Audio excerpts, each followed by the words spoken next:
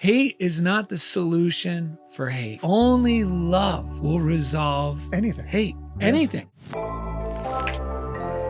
It can't be taught. It must be caught.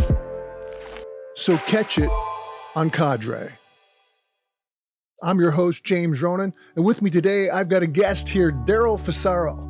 Darrell is an artist. He's an author. He's a man from the military, and he's a Renaissance guy. So he's got 2 books out. And Darrell, I couldn't be more pleased because when I saw one line from you, lead with your heart and not your chin, where'd that come from? Well, in a nutshell, it started while I was in the military. I was actually sent to a military rehabilitation center, and they had the group set up of people in the military, that were sent there as well. This is what happened. I walked in, and the leader, the facilitator, was a master gunny sergeant. It's the highest rank you can go as a civilian, and it's very well respected within the ranks, especially the Marines. These guys are the battle-tested front line. He said, "Fusaro, you want to know how a coward goes through life?" And he raised his arms and clenched his fists like, a boxer goes into the ring, like this. And he goes, "I wasted my entire life going through life like this because I was afraid of life." And he said, "Wouldn't it be great to go through life like this?" And he went like this, opened up and he smiled. He didn't look like this tough me. He looked like a beaming child. It was incredible. He was a glowing light. He was glowing, yes. Yeah. And it was so incongruent with what you would expect from a Marine Corps gunny sergeant or in a military facility. These guys just keep reiterating the power of love. That love is the most powerful force in all the universe. Yeah. This is incredible because you're telling me about, you're in an environment of badasses who love. When I was like 14 or so, I'm getting overwhelmed. I'm pretty much lost. So I asked my dad, and I go, "Dad, what am I supposed to be when I grow up?" And he goes, "How the hell am I supposed to know what you're supposed to be when you grow up?" And he goes, "But I tell you this, Darrell, whatever it is you want to do, you got to work and fight and bite and grab until you get it."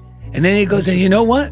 Once you got it, it ain't over." I wasn't joining the Coast Guard because I felt patriotic. I was joining the Coast Guard because I had a twisted idea of what discipline was. You're looking for structure? I'm looking for structure, and I thought I need discipline. I thought discipline was surrounding yourself with structure that's like impending punishment. So you're like forced. You have to do it. A prison term. Yeah. It's weird how the meanings of words are right there in plain sight, yes, but you don't recognize them until all of a sudden you get it. So you catch it. Now, discipline to me literally means the origin of the word, which is a disciple. And it means to follow the loving way. It's restraint. This is the man you become through the hurts and injuries, whatever the turmoils. You're tested. And if you can overcome those tests, it makes you the person that you're here to be. Yeah. I feel that there's a divide in the world. If more people come to the world leading with the heart and not the chin, guess what would happen?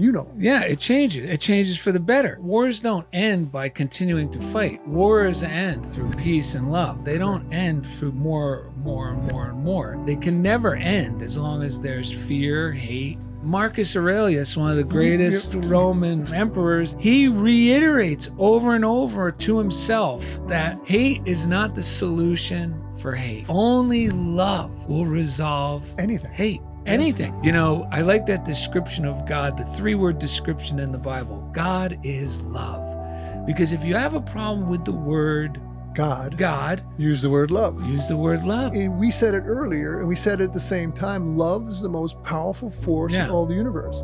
And I think the real warriors, the Marines, they get to the point where they've risked their lives so often in so many scenarios, they've come to revere life and they've come to revere love. Yes. And that's a big advantage to go through life. All this stuff settled down in the service. I bump into this guy. He says, living life isn't about jumping out of bed and racing into your miserable day. I firmly believe whatever it is that you're seeking, it will make an appearance in your life. Yes. You might dismiss it if you're not ready for it, but it's going to come. That's the catch it thing. When you reframe yourself, this is the ultimate. If you really want to succeed in anything, I'm glad I brought this up. I really believe you could succeed at whatever it is you desire, if you imagine yourself an ambassador of love, and that's the game changer. Those things that you would love, like your heart's desire. Yes. Well, now because you're really tuned into the frequency of love, what happens is those desires, because the things that we really love and would like to do, that's an indication, I believe, that they're already in the cards for us and they're just waiting for us and to accept them.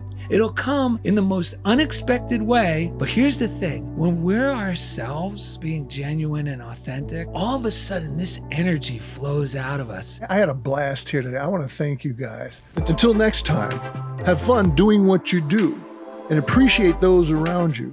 And always be with love, joy, and peace. See you soon. Catch it on Cadre.